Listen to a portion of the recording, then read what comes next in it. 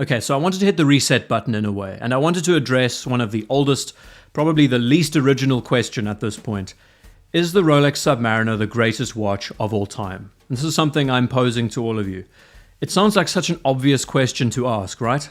How has this watch's greater influence changed and affected the world? I mean, how does the entire world perceive the watch because of its influence?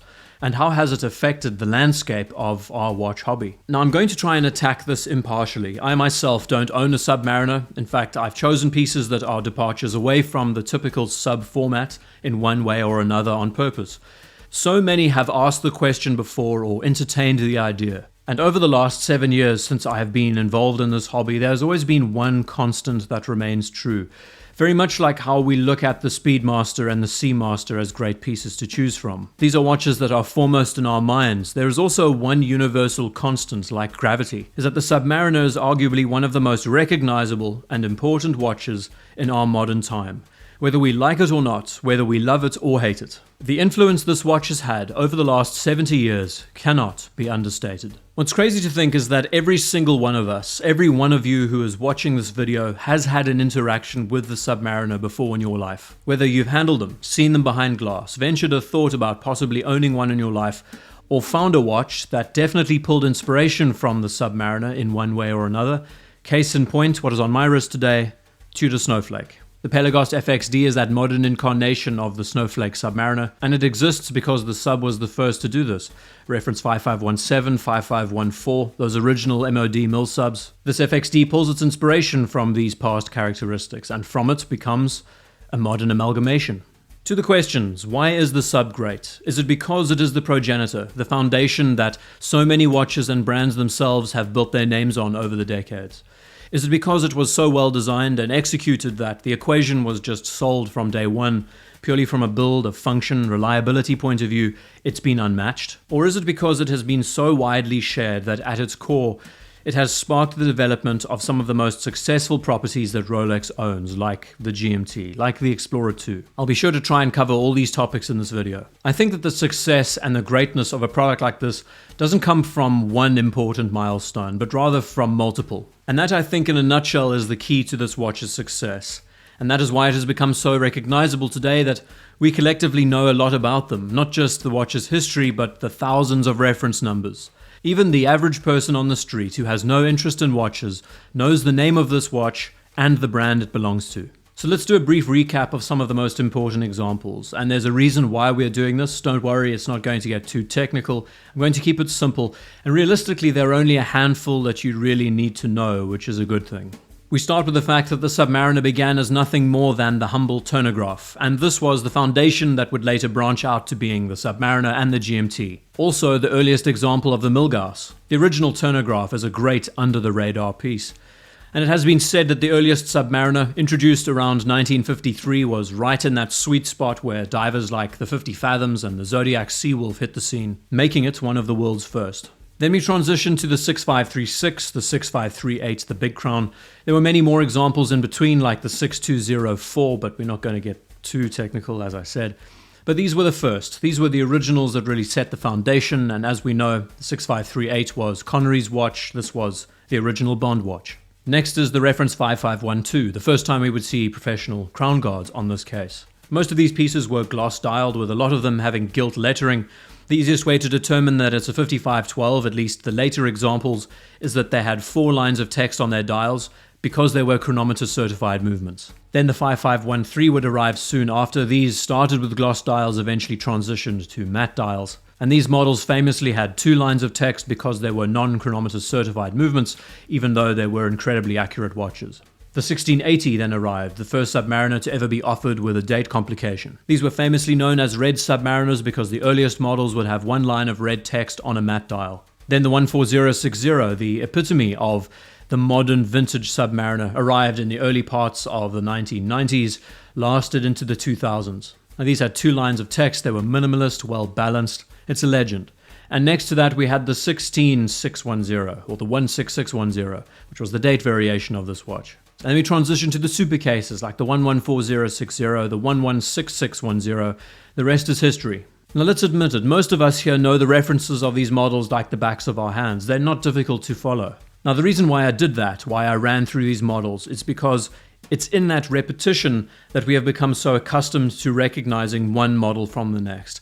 And in the same way, that repetition in design has showed us how this watch has lasted through the ages. It has become an icon because it was never willing to change, but rather to remain steadfast in its ways and to never conform to the trends and fashions of the time, except maybe going two-tone at that stage. But this process of gradual evolution instead of revolution has made this watch something unlike others.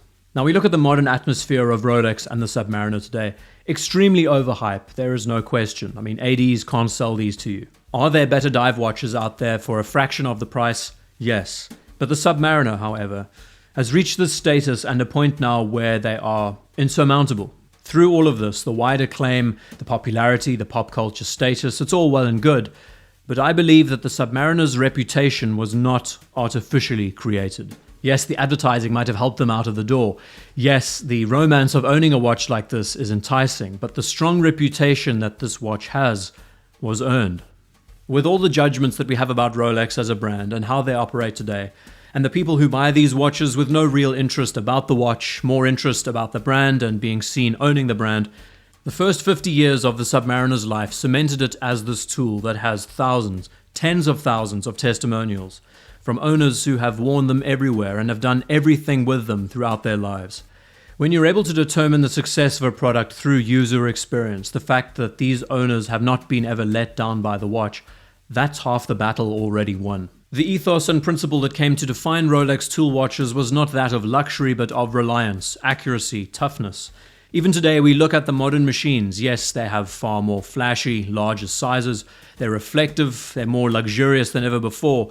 But taking away the glamour, these are still built to withstand the outside world. They have the best machining and bracelets made on a larger scale in the industry, and they are made from some of the toughest materials. They may have the word luxury surrounding them, but they have never relinquished the ethos and the purpose surrounding these watches and what defines their process.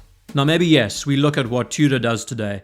They have picked up where Rolex left off in the 90s and the early 2000s. They are building the true to the core tool watches of the day.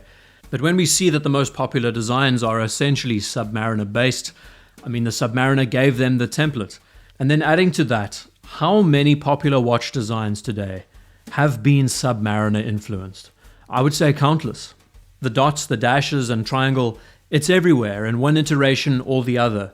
The format is ubiquitous with the common dive watch today. The question then to ask is this watch objectively great, or are we all just hopping on the bandwagon because everyone else says so? It's a good question to ask. Some of the most notable watchmakers of our time, if given the option to choose one watch for life, they would go after Rolex.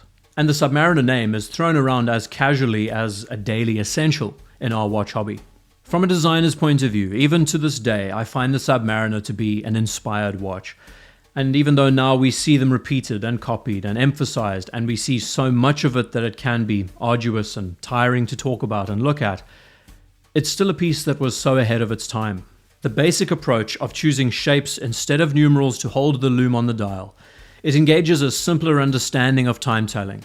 It rewrites the book on legibility. Then the use of appropriate sizes that has made this watch accessible to so many people. Then how it transitioned out of being this dressy diver into something with a more professional focus. And finally, it's pointing out this modern landscape that we are currently in, where the professional stainless steel sports watch is the requirement, it seems. It has become one of the most sought after accessories. And like it or not, the Submariner was one of the first pieces that cemented the concept of an all stainless steel, hermetically sealed dive watch, made to go anywhere and to do anything. And it's amazing to see how one idea can radiate out and in this instance affect an entire industry. The Rolex Submariner, it boils down to being the result of a perfect storm. One of the earliest dive watches to market, one of the most elegant, functional, beautiful designs of a diver ever put to paper. The years of unwavering change to its design, only small adjustments, the decades of happy customers, a huge popular culture influence, and never compromising when it came down to reliable watchmaking, using the best materials and manufacturing techniques. And even if the interest in these watches moves elsewhere, if the stainless steel sports watch is but a blimp on the popularity radar, this watch will still be important. It will never go out of fashion, it will never be out of place, and it will always have a definitive history. And with all that said, I believe that this watch has earned its reputation of being one of, if not the greatest watch of all time.